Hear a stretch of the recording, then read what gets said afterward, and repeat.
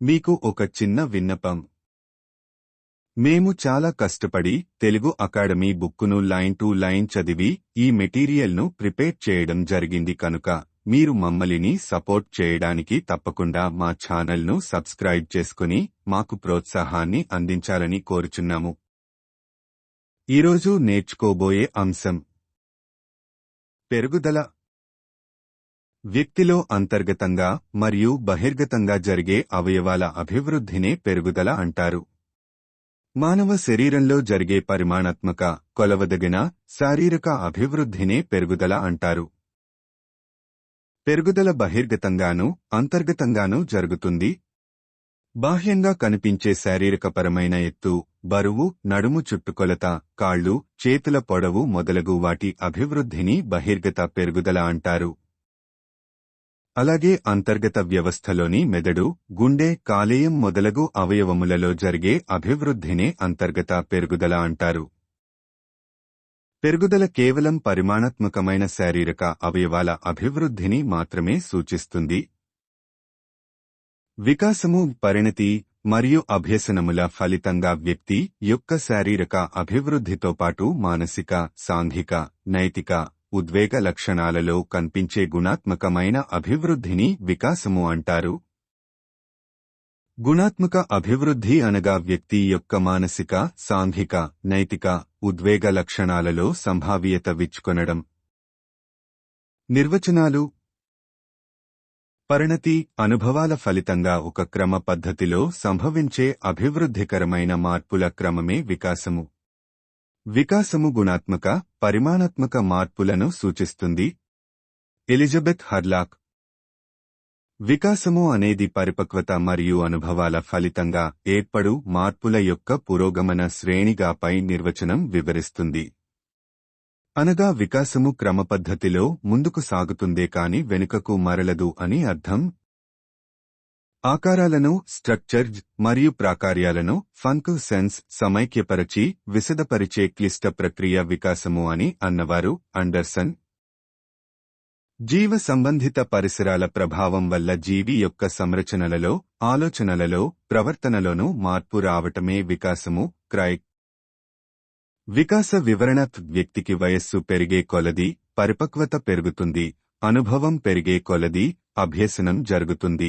వ్యక్తి యొక్క ఆలోచనలో, సాంఘికీకరణలో, నియమ నిబంధనలు పాటించటంలో, ఉద్వేగాలను ప్రదర్శించటంలో ఎంతో అభివృద్ధి కనిపిస్తూ ఉంటుంది. దీనినే వికాసము అని చెప్పుకోవచ్చు. ఒక వికాసానికి తప్పనిసరిగా కావాల్సినవి వికాసము జరగాలంటే తగిన పరిపక్వత మరియు అభ్యసనం. పరిపక్వత లేకుండా అభ్యసనము చేసిన వికాసము జరగదు.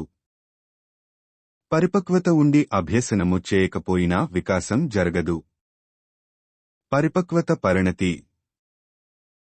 జన్మతః ప్రతి వ్యక్తిలో ఉండే సహజ భౌతిక మానసిక శక్తులు ఎలాంటి శిక్షణ లేదా అనుభవం లేకుండానే వయస్సుకు అనుగుణంగా క్రమంగా వాటికవే వికసించడాన్నే పరిపక్వత అంటారు. పరిపక్వత అనేది జీవి యొక్క జీవిత వలయంలో జన్యువుల యొక్క ప్రభావంతో కార్యక్రమయుతంగా పనిచేసే ప్రక్రియ మరియు అభ్యసనం యొక్క ప్రమేయం లేకుండా ఒక క్రమమైన పద్ధతిలో జరిగే శారీరక, మానసిక వికాస ప్రక్రియే పరిపక్వత అని అనినవారు గెస్సల్. పరిపక్వత అనేది జీవి జన్యు పటిష్టాన్ని తెలుపుతుందని, ముందుగా నిర్ణయించబడిన ప్రణాళికాబద్ధమైన మార్పులు జరుగుతాయని పేర్కొన్నవారు క్రైగ్. పరిపక్వత అనేది 1. జైవికమైనది, అనువంశికమైనది. 2. శిక్షణ అవసరం లేని అంతర్గత అభివృద్ధి. 3. అభ్యసన ప్రమేయం లేని గుంబనంగా, అంతర్గతంగా జరిగే పరిమాణాత్మక, గుణాత్మక ప్రక్రియ. 4. అది పక్వత అనేది జీవి పెరుగుదల, వికాసాలకు ప్రాథమిక మూలం. ఉదాహరణకు 3 నెలలు నిండిన శిశువు మెడను నిలపగలిగే సామర్థ్యం ఏర్పడటం. 6 నెలలకి కూర్చోగలిగే సామర్థ్యం ఏర్పడడం. 9 నెలలకు నిలుచోగలిగే సామర్థ్యం ఏర్పడటం. పెరుగుదల, వికాసము, పరిపక్వతలకు ఉదాహరణ పుట్టినప్పుడు సగటున 19 అంగుళాలు ఉండే శిశువు శైశవ దశ పూర్తయ్యేనాటికి 30 అంగుళాల పొడవు పెరగటం అనేది పెరుగుదల అవుతుంది. వికాసంపై ప్రభావం చూపు కారకాలు. అనువంశికత మరియు పరిసరాలు రెండూ వ్యక్తి వికాసంపై ప్రభావం చూపుతాయి. ముఖ్యంగా శారీరక వికాసంపై అనువంశికత ప్రభావం చూపగా, మానసిక, సాంఘిక, నైతిక, ఉద్వేగ వికాసాలపై పరిసరాలు ఎక్కువ ప్రభావాన్ని చూపుతాయి. అనువంశికత ఫలదీకరణ జరిగిన సమయంలో తల్లిదండ్రుల నుండి, పూర్వీకుల నుండి సంక్రమించిన జన్యుపరమైన వారసత్వ లక్షణాలనే అనువంశికత అంటారు. ఎందుకంటే ఇది పరిమాణాత్మక మార్పు. శారీరక అభివృద్ధి కాబట్టి 6 నెలలు నిండేసరికి శిశువు కూర్చోగలగడం అనేది పరిపక్వత అవుతుంది. కౌమారదశలోని శిశువు కాలము, దూరము, వేగము లాంటి అమూర్త అంశములను అర్థం చేసుకొని ఆ రకమైన సమస్యలను సులువుగా పరిష్కరించగలగడం అనేది వికాసం అవుతుంది. అనువంశికంగా వ్యక్తి యొక్క జీవితక్రమం. వ్యక్తి అనువంశికత ఫలదీకరణ సమయంలో జైగోట్ ద్వారా నిర్ణయించబడుతుంది. జైగోట్ అనేది పురుషుని శుక్రకణము, స్త్రీ యొక్క అండము కలయిక వల్ల ఏర్పడే మొట్టమొదటి సంయుక్త బీజ కణం. దీని నుండే మానవ జీవితం ప్రారంభమవుతుంది. ఫలదీకరణ సమయంలో నిర్ధారించబడిన అంశములు: 1. లింగ నిర్ధారణ. 2. శిశువుల సంఖ్య. 3. అనువంశిక లక్షణాలు. జైగోట్ యొక్క కేంద్రకంలో 23 జతల క్రోమోజోమ్లు ఉంటాయి. ఈ 23 జతలలో తండ్రి నుండి 23 క్రోమోజోమ్లు, తల్లి నుండి 23 క్రోమోజోమ్లు సంక్రమిస్తాయి. వివరణ: మానవుని యొక్క ప్రతి కణంలో 23 జతల క్రోమోజోమ్లు ఉంటాయి. కానీ ప్రత్యుత్పత్తి కణాలలో మాత్రం అండం, శుక్రకణం 23 క్రోమోజోములు మాత్రమే ఉంటాయి. కారణం ప్రత్యుత్పత్తి కణాలలో క్షయకరణ విభజన జరుగుతుంది. కాబట్టి నోట్: స్త్రీ అండంలో క్రోమోజోముల సంఖ్య 23, పురుష శుక్రకణంలో క్రోమోజోముల సంఖ్య 23. సంయుక్త బీజం లేదా జైగోట్లో క్రోమోజోమ్ల సంఖ్య 2346. ఈ 23 జతల క్రోమోజోములలో 22 జతలు శారీరక లక్షణాలను అందించే క్రోమోజోములు కాగా 1 జత మాత్రం లింగాన్ని నిర్ధారించే క్రోమోజోము. క్రోమోజోముల ఆకారం వి. ప్రతి క్రోమోజోమ్లో వేల సంఖ్యలో జన్యువులు ఉంటాయి. అనువంశికతకు ప్రాథమిక ఆధారం ఈ జన్యువులు కొన్ని తరాలకు తమ వారసత్వ లక్షణాలను అందించేవి.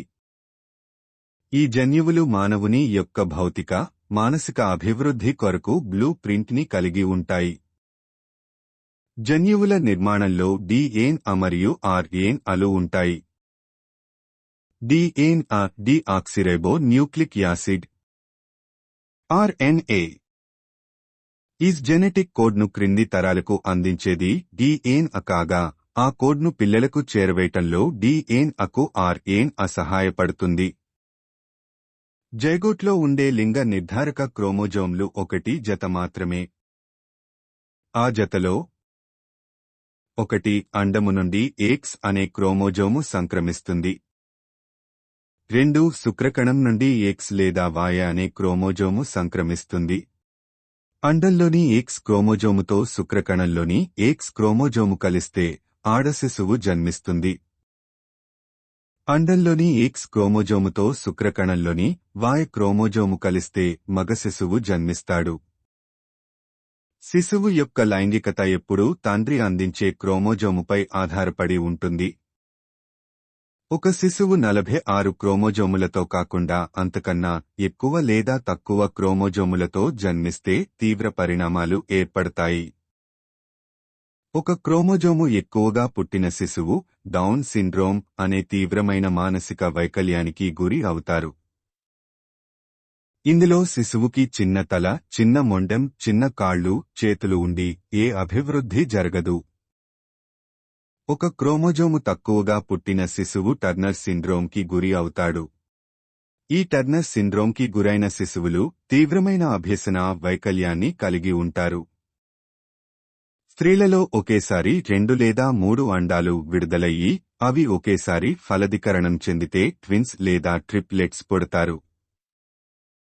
2 అండాలు ఒకేసారి విడుదలయ్యి 2 ఫలదీకరణం చెందితే విరూప కవలలు విజాతి కవలలు జన్మిస్తారు. విజాతి కవలలు విరూప కవలలు. 2 ఆడ శిశువులు లేదా 2 మగ శిశువులు లేదా ఒక ఆడ ఒకరు మగ శిశువుగా జన్మించే అవకాశం ఉంటుంది. అండం ఫలదీకరణం చెందిన తరువాత అది 2గా విభజన చెందితే సరూప కవలలు సజాతి కవలలు జన్మిస్తారు. సజాతి కవలలు. 2 ఆడ శిశువులు 2 మగ శిశువులుగా జన్మించే అవకాశం ఉంది. 2 కూడా ఒకే రూపు రేఖలను కలిగి ఉంటారు. అనువంశిక పితామహుడైన గ్రెగర్ మెండెల్ ప్రతిపాదించిన అనువంశిక నియమాలు. 1 సారూప్య నియమం. 2 ప్రతిగమన నియమం. 3 వైరుధ్య నియమం. 1 సారూప్య నియమం. పుట్టిన శిశువు యొక్క రూపురేఖలు ప్రజ్ఞాపటవాలు పూర్తిగా తల్లిదండ్రుల్ని పోలి ఉండడాన్నే సారూప్య నియమం అంటారు. రాజు తెల్లపిల్లి కడుపున తెల్లపిల్లి పుట్టడం లాంటిది. ఉదాహరణకు పొడవైన ప్రజ్ఞావంతులైన తల్లిదండ్రులకు పొడవైన ప్రజ్ఞావంతులైన వారసులు జన్మించడం. 2 ప్రతిగమన నియమం. పుట్టిన శిశువు యొక్క రూపరేఖలు ప్రజ్ఞాపటవాలు వారి తల్లిదండ్రులకు పూర్తి వ్యతిరేకంగా లేదా తిరోగమనంగా ఉండటాన్నే ప్రతిగమన నియమం అంటారు. పండిత పుత్రః పరమసుంఠః తెల్లపిల్లి కడుపున నల్లపిల్లి పుట్టడం. ఉదాహరణకు పొడవైన ప్రజ్ఞావంతులైన తల్లిదండ్రులకు పొట్టివారైన ప్రజ్ఞాహీనులు జన్మించడం.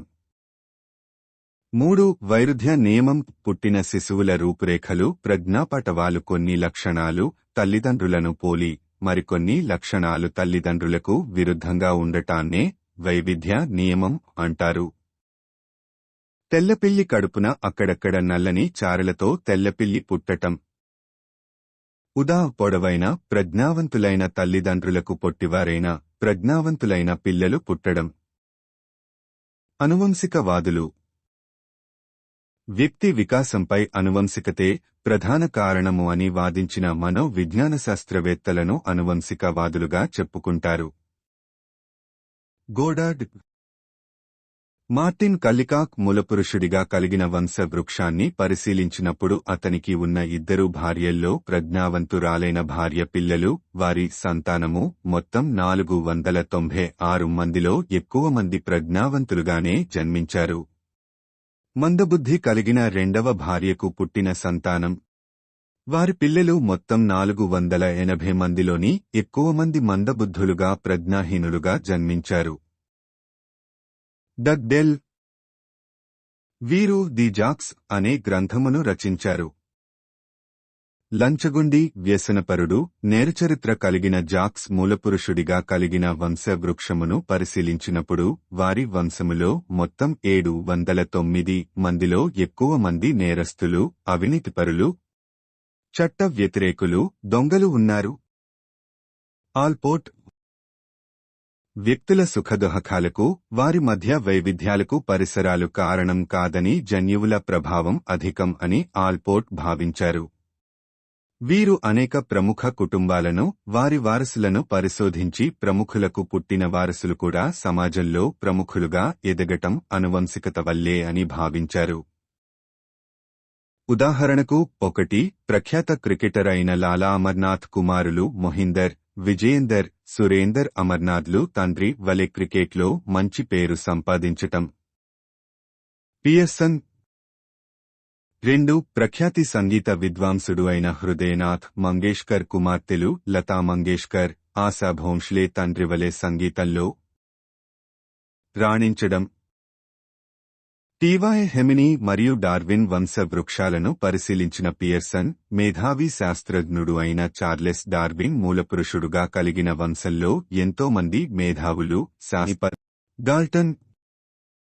యుఎస్ఏ ఇంగ్లాండులోని 997 ప్రముఖ కుటుంబాలకు చెందిన వ్యక్తులను 997 సాధారణ కుటుంబాలకు చెందిన వ్యక్తులను పరిశీలించినప్పుడు ప్రముఖ కుటుంబానికి చెందిన వారసులలో 535 మంది ప్రజ్ఞావంతులు ఉండగా సాధారణ కుటుంబానికి చెందిన వారసులలో కేవలం 5 మంది మాత్రమే ప్రజ్ఞావంతులు ఉండటానికి కారణం అనువంశికతే అని తన హెరిడిటరీ జీనియస్ అనే గ్రంథం ద్వారా వివరించారు. కెల్లాగ్ దంపతులు. వీరు మానవ శిశువు డొనాల్డ్ మరియు గువా అనే చింపాంజీలకు ఒకే పరిసరాలను కల్పించినప్పటికీ మానవ శిశువులో జరిగిన వికాసం చింపాంజీలో జరగకపోవటానికి కారణం అనువంశికతే అని తేల్చి చెప్పారు. W.H. ఫ్రీమన్. కవలలు, అన్నదమ్ములు, దాయాదులలో ప్రజ్ఞాపటవాలను పరిశీలించి అనువంశికతకు, ప్రజ్ఞకు సహసంబంధ గుణకం ఉంటుందని వారిలో కూడా సమరూప కవలల్లో ఈ గుణకం అత్యధికంగా ఉంటుందని తన పరిశోధనలో ఫ్రీమన్ తెలియచేశారు. మీకు ఒక చిన్న విన్నపం. మేము చాలా కష్టపడి తెలుగు అకాడమీ బుక్కును లైన్ టు లైన్ చదివి ఈ మెటీరియల్ను ప్రిపేర్ చేయడం జరిగింది కనుక మీరు మమ్మల్ని సపోర్ట్ చేయడానికి తప్పకుండా మా ఛానల్ను సబ్స్క్రైబ్ చేసుకుని మాకు ప్రోత్సాహాన్ని అందించాలని కోరుచున్నాము. Thank you for watching.